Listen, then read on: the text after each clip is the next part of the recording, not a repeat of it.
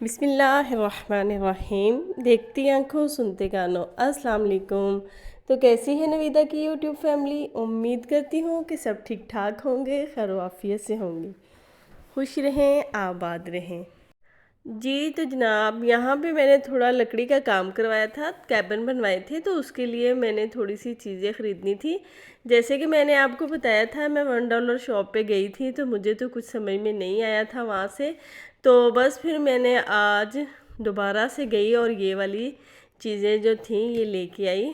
तो उसमें छोटी छोटी सी ही चीज़ें रखनी थी जो देखने में खूबसूरत भी लगे और जो है कैबिन जो है वो खाली भी ना रहे।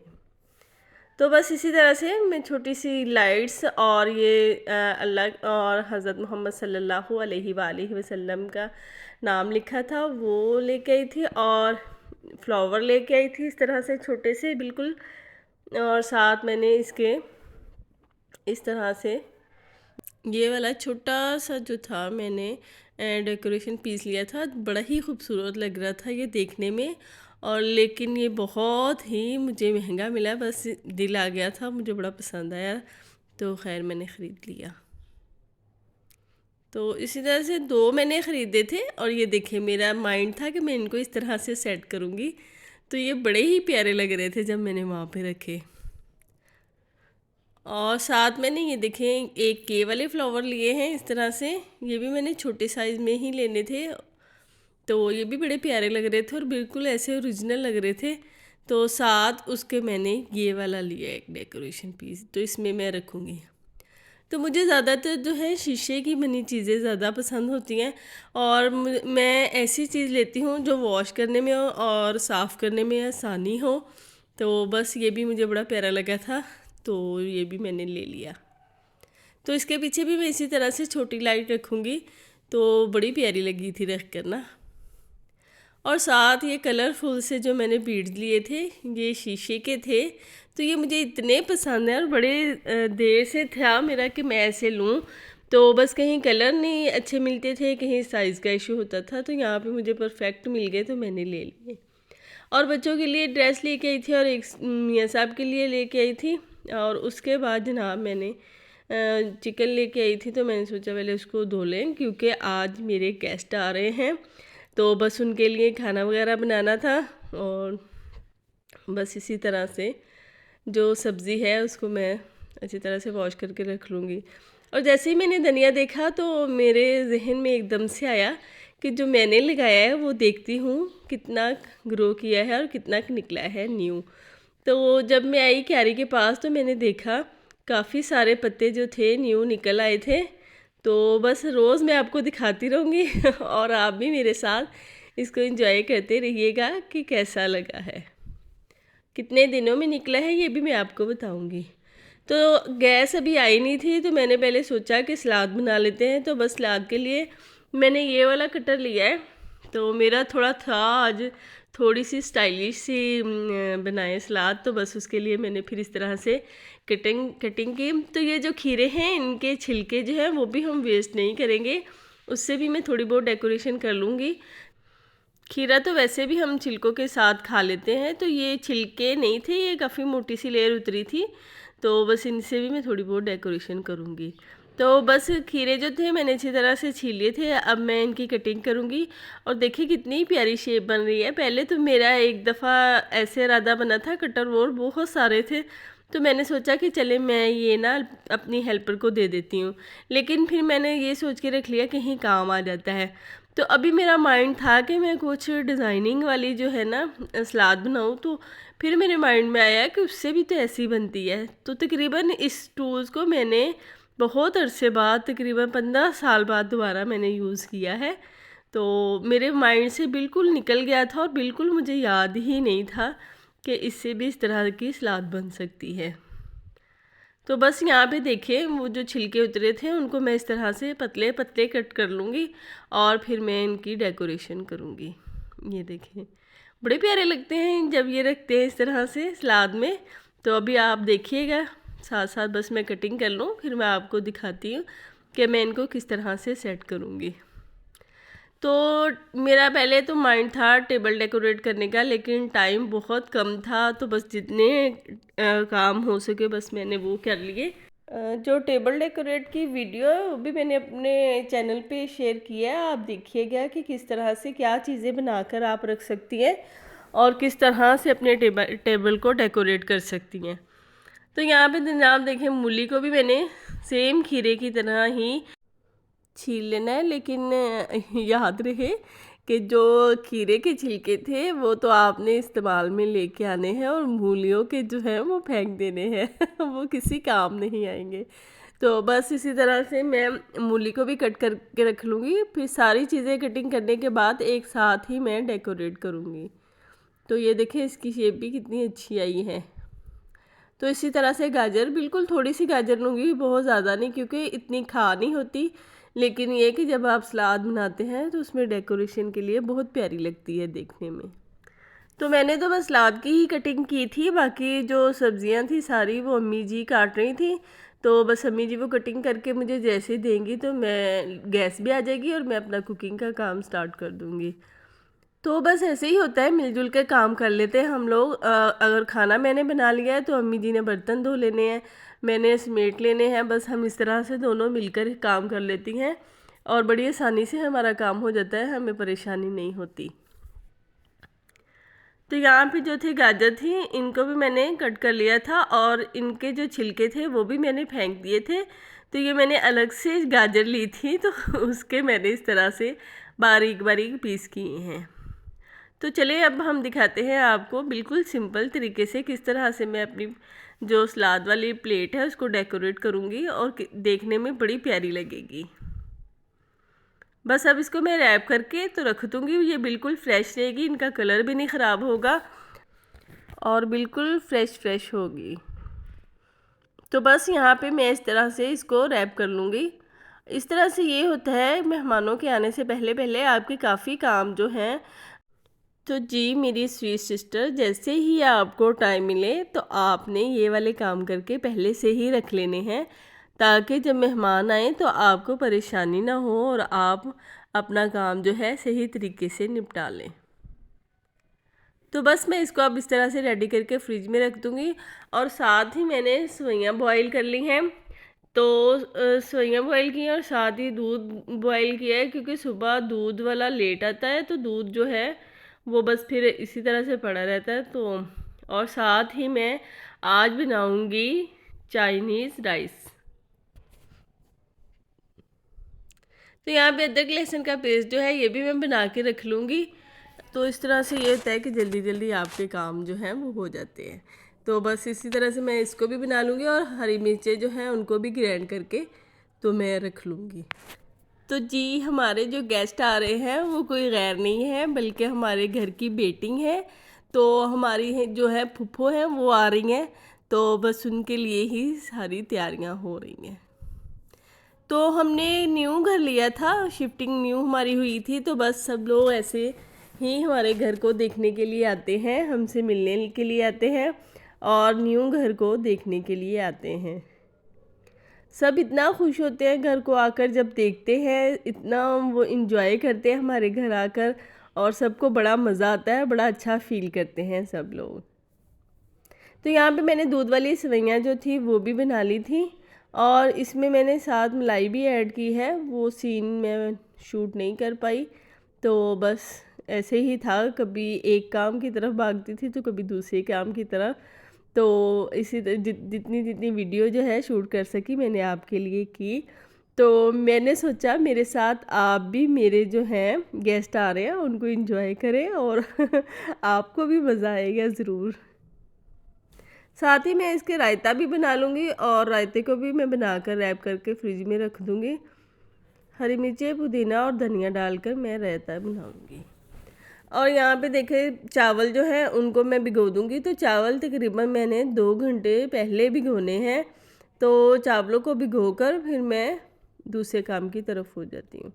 तो यहाँ पे देखिए अब हम चावलों की तैयारी कर रहे हैं चाइनीज़ राइस की।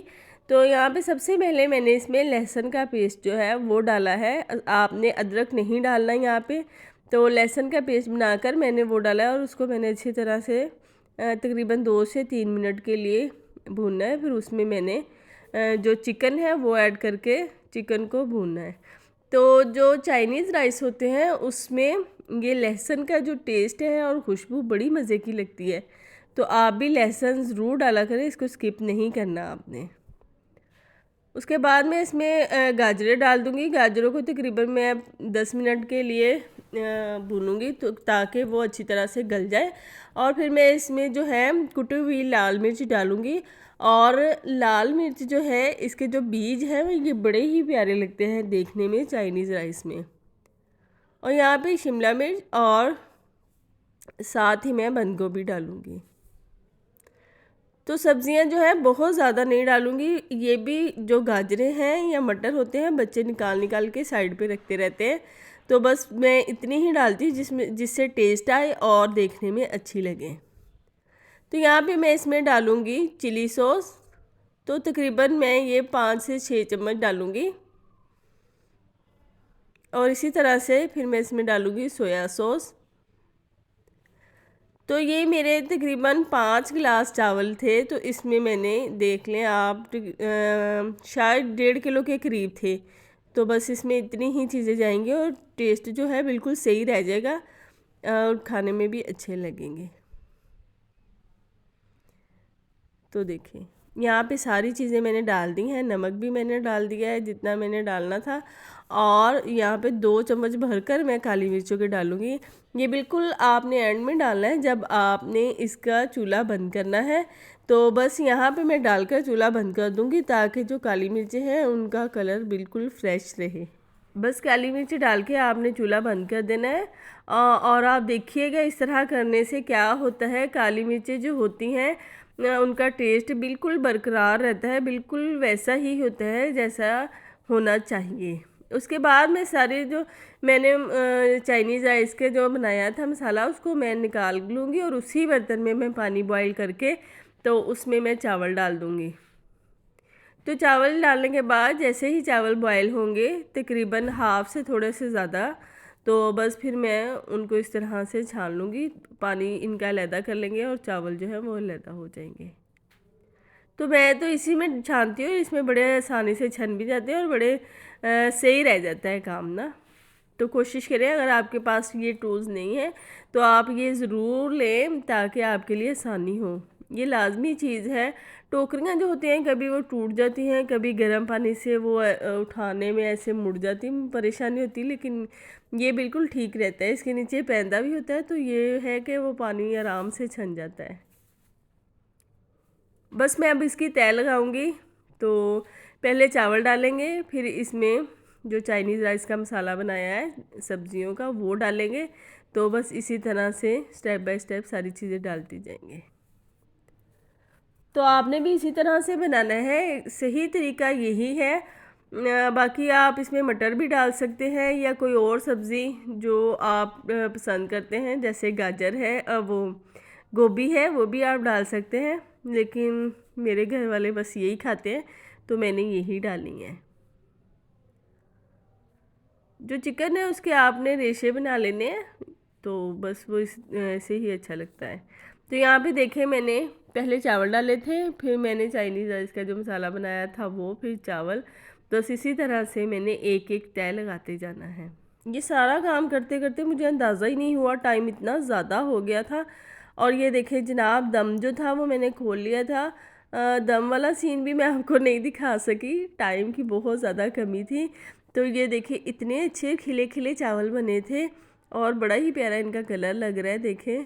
तो आपने भी ये बनाने हैं और मुझे कमेंट्स में ज़रूर बताना है कि आपको कैसे लगे हैं। तो मैं आपको खिला तो नहीं सकती, लेकिन ज़िंदगी में मौका मिला तो इंशाल्लाह ज़रूर खिलाएंगे एक दूसरे को। तो यहाँ पे देखिए जनाब कितनी प्यारी इसकी लुक आई है और कितना अच्छा लग रहा है देखने में। और मेरे जो गेस्ट थे मेरी फूफो जी और उनकी बेटी डॉक्टर रिजा, वो भी आ गई थी। तो बस फिर मैं उनका इस्तकबाल करने के लिए चूल्हा बंद करके जल्दी जल्दी बाहर गई। और ये मेरी फूफो थी जो मुझे मिल रही थी और ये मेरे चाचू थे। ये दोनों मेरे खाला के बेटे हैं, मेरी बाजी भी लगती हैं, मेरी फूफो भी लगती हैं। तो इसी तरह चाचू भी मेरी खाला के बेटे लगते हैं। तो बस फिर खाने का टाइम हो रहा था तो बस उनको पानी ही पिलाया। कह रहे थे बस खाना ही खाएंगे एक साथ ही। उसके बाद जनाब खाना वगैरह खा के थोड़ी देर आराम किया। और फुफ्फो जो थी गिफ्ट लेके आई थी हमारे लिए, तो फिर हमने फुफ्फो का था कि उनकी बेटी का कि मैं मामू को और मुमानी को अब उस प्लेट में ना मिठाई खुद खिलाऊंगी, मेरी ये ख्वाहिश है। तो बस फिर हमने क्या किया, हमने उसको रखा और अम्मी जी से कट करवाया। तो ये तो ऐसे ही हमने अपना एक शुगर मेला किया था। तो बस यहाँ पे चाचू और फुफ्फो हैं, और फुफ्फो वालों को घर इतना पसंद आया, इतना खुश हुई फुफ्फो और चाचू घर को देख के, बहुत ज़्यादा उनको पसंद आया था। और कहते बड़ा सुकून सा है आपके घर में और बड़ा इंजॉय कर रहे हैं। तो हमने भी बड़ा इंजॉय किया उनके साथ, गप्पे शप्पे खूब लगाई और खूब इंजॉय किया। और यहाँ पे ये देखिए अम्मी जी को उन्होंने प्लेट निकाल के दिखाई हैं। तो इसी तरह से सारे बर्तन निकालेंगे और आपको भी दिखाते हैं कि कैसा सेट है ये। तो बहुत प्यारा लगा, बड़ा डिसेंट सा, बड़ा खूबसूरत कलर, बड़ा खूबसूरत था इसका, वाइट और ब्लैक।